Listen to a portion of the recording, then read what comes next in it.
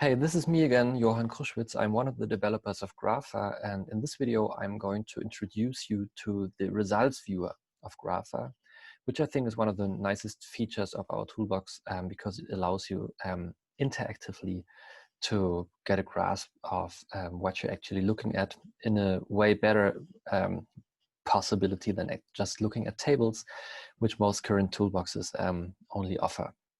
Okay, so this is a direct continuation video of the other video where I introduced the general settings panel, and so all the settings are the same as we left off with the last video, and this is how the results viewer popped up. So here at the bottom, now at the top, you see different panels. Those are the variables that we use for our GLM. So as I introduced in the previous video, we set up one huge GLM where we now try to explain, and this obviously is three different GLMs for the graph variables. One GLM where we try to explain the cluster mean as a global variable by two regressors, age and sex. So this is the intercept term, which is always present in the GLM. In the second GLM, we tried to explain the local clustering coefficient with the same two regressors. And here we did some computations, or we tried to explain the variance of functional connectivity distribution across individuals using those two regressors. So those are three GLMs that are set up. Okay. As you may notice right now, those are the GraphVars, so the variables, the dependent variables that we calculated through GraphVar, so the network measures or the raw connectivity matrix, which is called core area. Here you see the brain areas. Those are the ones that are taken over from the initial general settings definition of the brain networks. Those are the ones that you had to specify with the brain regions file. Of course, if you just selected a couple of those in the general settings panel for subnetwork analyses, then you only have those couple of brain regions in here. Here we have a couple of more possibilities of tweaking the data. One is the export data function. So this will let you export everything that you see, and I'll show you this in a couple of more minutes, to an Excel sheet or to an CSV sheet as kind of a table. Yeah, basically it is in the get what you see way. So we export everything as it is in the results viewer. I'll show you an example in a couple of minutes. Okay, you can save everything that is calculated, that you just calculated, so those three GLMs, and you can also load those data. Where is this stored? If you go into your sample works or in your own workspace, I'm just having the sample workspace right now, it is in results. And then it's not in the interim results folder, because this is just where the GraphVar, so the variables are stored, but it's in the core results folder. So everything that we did now with respect to setting up those GLMs is stored in this specific folder. And this specific folder can get really big, especially if you're using raw matrices to do this mass univariate testing, and then also generating random groups by ID shuffling. And so that's why this specific folder is overwritten each time you start a new analysis with GraphVar. So your interim results are, with respect to the graph measures, are automatically saved. But the data used for setting up the GLM is overwritten. You can circumvent this if you save your results, as I just showed here. By saving, you can say, this is my specific folder, I want to save it, and then you can load it. So it's given a separate folder, so you can always retrieve it. And this allows you also to share your results with your colleagues. So if they have installed GraphVar, your workspaces are essentially portable. So you can save those results, and they can then load it in as it is in their results viewer. And it makes collaboration really easy. Okay, I'm gonna show what this is in a couple of more minutes when we actually see some data. Okay, let's now look at the influence of age on the global clustering of the brain. And as you must understand, this is now the effect of age on the global clustering partialed out for the effect of sex, because sex would have its own beta weight, right? So this is kind of a multiple regression that you would have here. You cannot only select one threshold, it doesn't show you anything, but you can select all the thresholds that we just selected in the general settings panel. So we did relative normalization by wiring cost, relative thresholding from 10% strongest links to 2 to 20% strongest links in 1% increases. So for the one-dimensional graph variables, which is one value per network, right, like the global clustering or the global efficiency, is organized in this way that the x-axis are the thresholds and the y-axis is the association to the independent variable, or in this case, the association to the independent variable. In this case, it would be the group difference between males and females, but here it's the association to age. If we now look at two-dimensional graph variables, it's ordered a little bit differently. Then we have at the x-axis the brain regions, 116 regions I had now, and the old LL atlas. Here at the y-axis, you see the network thresholds from 10% to 20%, and the association to the dependent variable here, the association to age. In this case, it would be a beta, because we have the regressor and we estimate how much of the local clustering in this case is explained by age. That's why we have this regression coefficient, the beta. This is coded by color, as you see here in the color bar. Okay. If we have three-dimensional graph matrix, you just have to select this one threshold again, because obviously it is only one threshold because we didn't modify it previously in the general settings panel. It's ordered in this way. You have brain areas on the y and on the x-axis. So this is a regular matrix view. And again, if we have now a continuous variable, the association of, and this is now the connectivity strength of each of those matrix elements to age, is again depicted with the color bar. And if we would have, if we would look at the influence of sex, then it would be the difference of the groups. Okay, now let's go a couple of steps back and just look at the global clustering across the entire threshold range. You see immediately there is no difference between the groups. So if there would be a significant difference, those would be full, those little lines. But with this mouse over, you see all the information that you would need to make inferences of what is going on. So you have the function name, cluster mean, binary undirected. Then you have the threshold. This is 0.13, so 13% links included in the network. You have the difference between groups, and the difference is here negative. And you have also the t-value, which is negative, and you have the p-value, so this is not significant, of 0.89. We can, just for the sake right now, make it look significant, because we have here the correction level, which tells us if something is significant or not. So this is the corrected one. This is the one where we can put something in. And we saw it's 0.89, that's why we make 0.9. Yeah, as our alpha level, and see now those dots are full, and it tells us according to this set alpha it would be significant. Okay, but obviously this is not an acceptable alpha level. Now we saw that the difference between the groups here with the D is negative, and now we want to find out what this actually means. And here at the bottom, if you have a group comparison, this is the first thing this is displayed, is the difference between those two groups. So GraphVar here calculates the mean of the females minus the mean of the males and tests this against 0, which is basically, yeah, the test that is in the end performed.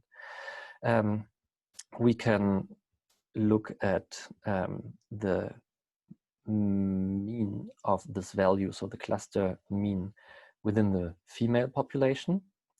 And this is again also simultaneously tested against 0. So as it is a cluster mean of here in the range of 0.56 to 0.44, this is significantly different from 0. And for the males, it kind of looks really similar. That's why we do not have any significant group difference. But let's go back to the difference plot of those two groups, and we can hit here, hide and show group value, and at the bottom. And then you immediately see here, now we have this legend as an inlay figure. This is the difference between the two groups, and here you see the two groups, and they're really looking, this is not a really good example for showing how it would look like if you have group differences, because they're really similar. So I didn't plan on using a specific data set now, so this is a little bit improvised, but you see here it's a little bit different, so the difference is getting higher here. So more negative, because yeah, the females are subtracted, the mean of the females is subtracted by the males. Okay, now if you just look at the mean again, it's basically zooming in. Now it's the mean of the females here, and here you would see the males. And now if you toggle, it will basically show you the respective other trajectory. So this, if you play around with this, you will easily get a hold of what this means graphically. Okay, I'll just hide those group values again. And this is the group difference by means of this subtraction term. But now we can also look at the p-values. So look, the difference is really, really, really small. So the p-values are not going to be that good, right? They're hovering around 0.9. You're going a little bit down to 0.5 actually, which is still not significant. But what we can do now is we can go here into this panel and actually look how this would look like for how the distribution of p-values would look for our non-parametric distribution that we created through bootstrapping. So you remember from the previous video, we did permutation approach, shuffling of the ID labels 1000 times.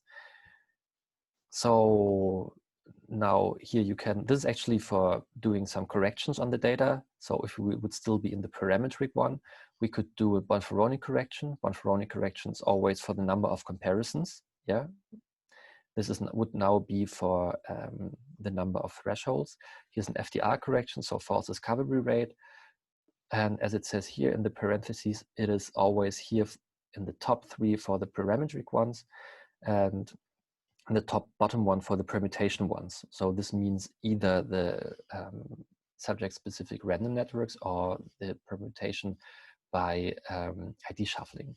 But I was going to show you that we can now, we still have the show p-values button enabled, that we can compare the trajectory of the p-values, the parametric p-values, with the ones that were generated from our bootstrapped distribution. And we see they're pretty similar. So in this case, it would also be safe to only make inferences based on the parametric assumed distribution. So our regular test statistic would be valid. Now I'll disable this again, so the p-values are not shown anymore. But because I've selected here to show me something that happened with the random groups, obviously if I didn't do any permutations or didn't generate any random networks, we wouldn't be able to use this function. But here something appeared, it's called show randomized networks. And this is now actually the null model distribution, where the inference of the significance of this group difference would be drawn from. And as I explained in the first video, we generate this null model distribution by shuffling, in this case here, the IDs or the group differences, then computing the test statistics for the random groups again, and collecting for each threshold the test statistics of the random groups. Then we compute the test statistics for the real groups, put this into this distribution, and see by means of the percentile position within this distribution whether it would be significant or not. And here you see it's really always in the middle. So this is also how it would probably, because we saw that the non-parametric and the parametric p-value are highly overlapping, this would also look like this in the parametric distribution. Okay, I'll disable this right now, and we go to the two-dimensional graph matrix, which is the local clustering coefficient. It looks out of a sudden more colorful, and now it is really hard to actually take a grasp of what is going on here, because everything simply is plotted, right? All the test statistics for all the thresholds for all the areas. So it could get a little bit confusing. So there's a button which is called hide non-significant. It makes sense when the dimensionality of the graph matrix gets higher. And if you hit those, you will see immediately GraphVar will eliminate the ones that are not significant anymore and allow you to make inferences about maybe true effects underlying your calculations. Obviously, we have to see that we didn't perform any corrections yet. So this is just purely everything, any test statistics significant for the respective brain area on the respective threshold. Similar to the global variables, so for example, global clustering, you have this hover panel, and you see again, because I'm still looking at the contribution of sex to the local clustering coefficient, we have this difference between the groups, which is the D with the T value, and we have the P, which is not shown really properly in this window on my computer, but maybe it is on yours. And as we see here, it is the alpha is 0.04. So this would be significant according to the selection of our alpha level. If I just switch this now to H, so just for the sake of it, I'm switching it to H. Here we do not have the D anymore, but we have the B for the beta, so the regression, the weight of the regression coefficient. Okay, we do not have any interaction here because I didn't specify this, so I cannot show you how this would now look for the interaction term.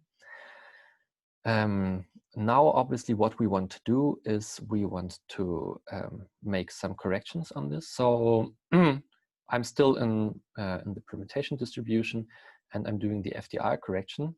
So false discovery rate, and we see nothing remains significant. So there's probably no effect underlying, which is also clear because I just took my sample data and did some random analysis on here. It is important for you to know that if we put on the Bonferroni correction, it will immediately show you here how the significance level would have to be, right, really low. And the same for Fdr, but if it says 0, then nothing would survive the significance. But what I was going to say is that you have here possibilities of adjusting the amount of comparisons that should be taken into for the respective correction, either for Bonferroni or for the Fdr correction. So now it's taking everything what you select, so just one graph variable for those thresholds, but you could also say, yeah, I want to apply this for all the graph variables that I computed simultaneously, if this is according to a hypothesis. Okay. I'm just gonna erase this again, and now we can just try to look at the p-values. Now those are the random p-values, and those are the parametric ones, and we see it changes a little bit. So there, some areas remain the same, some not. So here for the local clustering coefficient, I would assume that the underlying distribution is not Gaussian.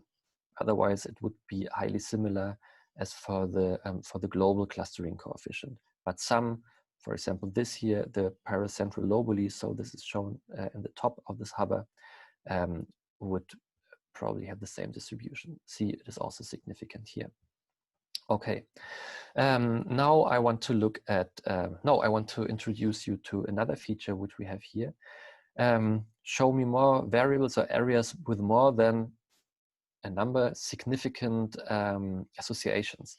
So this could, for example, be that if you don't trust an association in a specific area that is just present at one specific threshold, then you could filter a priori before looking at all this, the results, and just say, please show me just anything that has more than, let's say, 3 significant values on the thresholds or the areas, and it would all automatically filter it and scale down the results window here. So there are obviously just 3 areas, which is the paracentral lobule, the cerebellum, and the vermis, that have associations here to age on more than 3 network thresholds, right? And if you see here, automatically it is scaled down by the selection of those areas.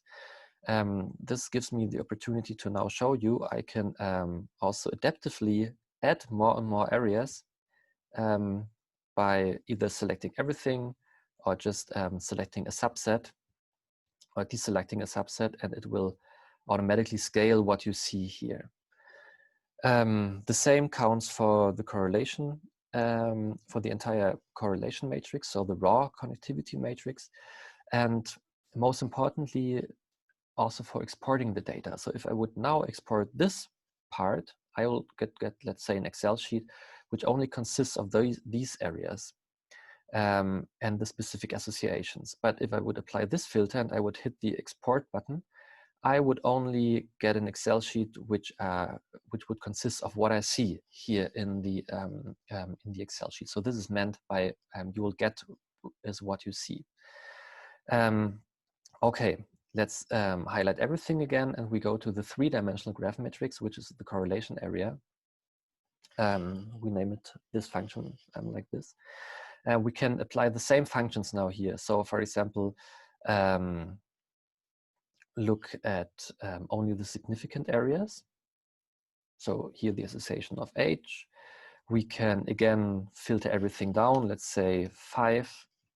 So the matrix is rescaled out of a sudden. We can say, okay, let's just take 10. Okay, there is nothing that has 10, but maybe let's take 8. Okay, it's also not possible. We select everything, back again.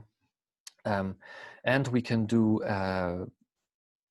the toggling between the random groups and the the parametric test values and the non-parametric test values. We see it looks nearly the same, a little bit less for the parametric values.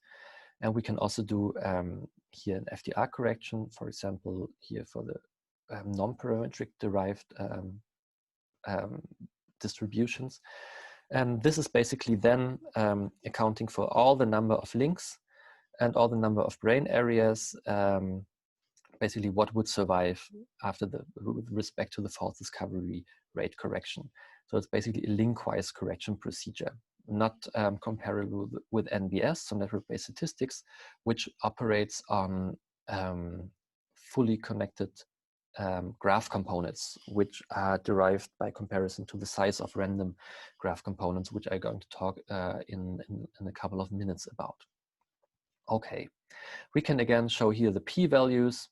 So, and this is now the interesting thing, as we are looking at the non-parametric distribution, you see it is always, so it's really green because it's always 0. So with our 1000 random ID shufflings, so here it was age, the test statistics, so the true correlation of age to the functional connectivity within here the cerebellum and all those areas was always the highest. So 1001, the highest percentile out of all random ID shufflings. That's why it has a p-value with 0. Okay, we can also see whether there is something significant. If we, okay, now the p-values are still added, that's why it looks strange. Something would still significantly remain on the parametric p-values, but nothing is significant here according to this distribution. Okay. Now let's save those results if we think this is meaningful. No, before we save it, I just want to go here into detail again with the group comparison, and it is simultaneous to what we just looked at with the global clustering, right? Here you have the mean for the one group, the mean for the other group, and here you have the difference of those groups. Okay. Okay, now we're going to speak about the function getComponent and the function network-based statistics. This is not relevant for the two-dimensional graph matrix where you're just looking at local measures of specific regions, and also not for the global graph matrix, but it's relevant for the three-dimensional graph matrix where everything would be related to each single cell in the matrix. So there's a function getComponent in the Brain Connectivity Toolbox that is basically going through the entire matrix and trying to identify subnetworks. A subnetwork is basically a graph component, which is similar to a cluster of activated voxels in fMRI. So here you would assume anything with more than 2 areas, so 3 areas, which is connected with a significant link here, let's say by this test statistic, which would relate to the difference of males and females, and could be as a subnetwork which specifically relates to this effect within the brain. Importantly, here with this alpha level, you will determine what will take part in the identification of the subnetwork. So now we'll probably identify a really huge network. Maybe everything is even connected with everything through those little significant edges. But we can make it more sparse by setting up our p-value, which determines whether we would take this specific edge into our component or make it even smaller. So here 0.005 or maybe 0.001. So there would just be a couple of areas left now. And now we can hit the getComponent function. It will open the network inspector. This is how we call it. And it will give you here at the left the size of the network and how often it was found in real data. And importantly, I will toggle back now. Here, I did not select the non-parametric p-values. So here I'm still operating on the parametric ones, right? So those are the ones from the parametric that go into my getComponent function. Otherwise, if I would have the non-parametric ones, and if I want to identify a subnetwork with them, then I'd have to select this accordingly, okay? But we are back in the network inspector, and we see here's a component of 10 regions, mainly with negative connectivity, or no, not with negative connectivity, but with a negative group difference as defined by female minus male. So the functional connectivity with this respective link is smaller than the functional connectivity for the males. Otherwise, it wouldn't be negative. Okay, just to repeat this. So everything I see in here is now carried over to the getComponent function, and the subcomponent, the subnetwork is collected and showed in here. We can scroll down. There is no other network in here, so this seems to be really the only subnetwork. And here, this is the alpha level, the same alpha level that I just configured in the results viewer. So here you can also make those additional configurations, and we go back to 0.5 maybe. So we know from the results viewer that it looked really big. We can just, or that it looked really a lot. We can just do it simultaneously here. So everything is, no, not everything, but it's going to be a really big component. And we can just verify this. Probably we have to go to the end. Yeah, 107 brain areas are taking part in this component because there is a graph component connecting nearly all the graphs, all the brain areas. Okay. Now this is actually a bad example because I wouldn't be able to make valid inferences about this graph component because I didn't perform any correction in here, right? So we would now always just use one single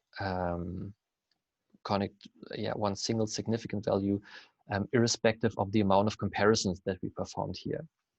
So maybe let's go to the random groups and we do some Fdr correction. So this link-wise correction procedure. So now we could actually make inferences about all the respective links because we have controlled their significance value for the entire number of comparisons. And if we toggle back to the p-value, we see it was from the 1000 random permutations always the highest one. So we, according to the null model distribution that we built, this is significant. And now I will close this network inspector really quick and now run the get component function again. And what we have here, okay, we have one network and here another one that is comprised of 11. And now I could 11 regions. So one is indeed negative. And then there seems to be also a network that is specified or characterized by a positive group differences with respect to this subtraction term. Here you can determine if you want to apply a two-sided test according to the p-values, one-sided in either direction. Here, as it is 0, so the alpha level, this corresponds to what we have just seen in the results viewer. Okay, now I've entered show all labels, and this will now show you the respective group difference according to the subtraction term for each of those links. Right, and here now it would be negative. Okay, for this group comparison of male versus female. I can now enable mouse over as well, and just if I hover on here, just look at what is the connection that exists from this area to any other area. Here, occipital inf to cuneus would just be 1, but as we see here, the cerebellum would have connections to all, but the occipital and the cuneus wouldn't be present anymore. Okay. If I would now hit export, I would get a matrix which is comprised out of those areas in the columns and in the rows, and the respective matrix elements would be the difference of those groups by means of my statistical test that I performed here. If I would like to export it, then I would have to hit this button. But I could also try to plot this in 3D now with BrainNet viewer. So I can hit BrainNet. Unfortunately, on my current computer that I'm using, I wasn't able to download BrainNet viewer for making this tutorial. So it does not work. But if you add BrainNet viewer with all the subfolders to your MATLAB path, you will then see a 3D rendering of this exact graph component. Okay, so this was the get component function, but we can also do network-based statistics by means of how it was introduced, I think in 2010 in NeuroImage by Andrew Zaleski.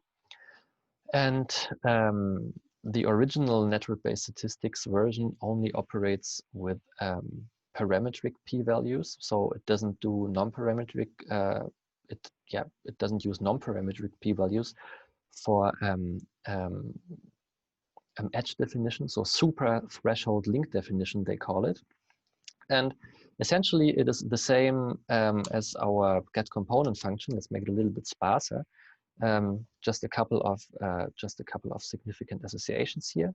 So in the original network-based statistics version, in the original data, so which would be now the group difference, as in our get component function, the true difference between groups would be estimated, and then for each link, and then the get component function is run. So here, maybe just have a look at this again. This is a component of size 10, okay? And then you need random data. So in the original NBS paper, it's introduced with ID shuffling, which we did now also in the previous video, shuffling the IDs 1000 times. And then for each single cell in the matrix, the respective test statistic, in this case, it would be a group difference, would be computed with the random groups. And then For each of those comparisons, in the first random comparison, you would apply also this super threshold link definition, so the significance of seeing what could be still significant on those random groups. Then the get component function is run, and the size of this component is collected. Then you do this for all the random permutations, and each of the time the get component function gets run and the size of the component is collected. And in the end, the size of the true component that we find here in our original data, so this is now size 10, is placed in the null model distribution of sizes of random graph components, and their significance is evaluated. Okay, let's see. So let's make it a little bit more possible that we find something. No, let's keep it like this. We do network-based statistics. It will now on the side calculate everything. So this is not pre-calculated. That's why it could actually take a little bit. So now it's opening. We have a new network inspector, and we can now see this is the component in our real data that we just saw, right? So this is this component with a super threshold links entering it. And here we would have the count of components in the random data. So we see in the random data there would be a component with size 11. We are not showing this right now because it's not interesting how they look. It's just the amount. And we can scroll down a little bit and see how many other components actually were available in the random data. But there is no bigger component as size 11 in the random data. But unfortunately, as this is, and here you see the mean count in real data. So there were 106 occurrences of networks just with one. And so two areas, right? So one link. And in the random data is 103, so a little bit less. But in the random data, there was one component with size 11. So here, the maximum frequency is also just one. So our graph component would not be significant. So it's getting a 1. Everything below component size 0, now in the theoretical example, which is a bad example because it's not real data, would be significant. So maybe let's show you that the distribution can also look a little bit differently. I have now applied the super threshold link with 0.05. And as it's doing everything now, calculation on site, it takes a little while, but now it is changed. So just for your understanding, if we set the threshold here to 0.5, just for visualization, it will be a really big component, right? Okay, let's go back. We have the count in the real data. Let's scroll down, and here is a component of 107 brain areas, really big. But still in our random data, we had an occurrence of network size 111, which occurred one time, which is still bigger than our than our actual component with 107 brain areas. So, and there was no other, just a mean count of 5, just with one single link in the random data. Okay, obviously it will be different, the network-based statistics or even the get component, depending on if you do it two-sided or one-sided. So the significance value will impact the test statistic, obviously, and what gets counted as super threshold links. But this is going to be a little bit too much detail if we go into all the specifics for this little tutorial. Okay. Just to show you that you are not only able to make those group statistical inferences, for example, group comparisons with more than 2 groups, 3, 4 groups, you will also compute the difference and the means automatically, but also setting up GLMs with more than one variable, for example, sex, but also taking into continuous ones. You could do the interaction terms. You could do this for 1 to 2 to 3 dimensional graph variables. You can, here at the bottom, save the respective plot. I'm going to make this a little bit smaller. Well, here is a save button here. And so if you think that this is something that you would like to put into your publication, you can hit save and you'll have output a PNG image.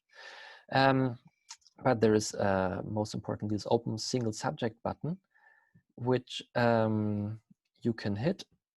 It will ask you what kind of array in your data you want to display. This is the core correlation array, and where my correlation values are in there. And now it will plot everything for each single individual I run through GraphVar. So here at the top, you can try to read it. It will give you the name of the individual. So this is the sample1.mat. And you can now skip through all those subjects to see maybe whether there is a subject that looks really strange, maybe a subject that has nones or really low or really too high correlation values, or that looks somehow suspicious that you may want to account for and look and not take into your analysis or so on. So you can toggle through everything. So which is a nice quality control criteria. Exit plot mode, you're back in the main viewer again. And if you have done now computations on the raw connectivity matrix, you also have the possibility of plotting the connectivity mean matrix, so the mean across all the individuals, and it will tell you where this is stored. So you have to go into the interim results folder and then mean matrix.mat. We will do this now. It's opening a selection window, sample workspace, our results, our last results folder. And here the mean matrix is now across all the individuals, across males and females, everything that we loaded in. And this would be our mean connectivity matrix across the entire sample.